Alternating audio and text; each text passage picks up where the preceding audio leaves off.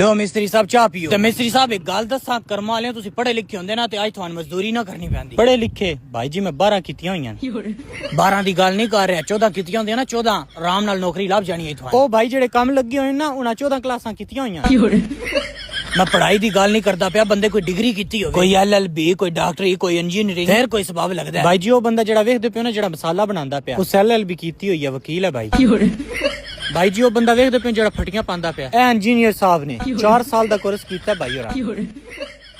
अस्सलाम वालेकुम डॉक्टर साहब आ गए हो? जी आ गया जी। डॉक्टर साहब फिर तुसी इंज करो कपड़े चेंज करके ना मसाला बनाओ जाओ शाबाश। ए डॉक्टर साहब ने साडे इन्हें डॉक्टर दी डिग्री कीती हुन तुसी हिसाब लाओ वकील डॉक्टर ते इंजीनियर मिल के मकान बनांदे पे ते बनांदे किदे पे ने। एक 5वीं फेल छोर आई और डंकी ला के यूरोप गया आई ओदा मकान बन रहा।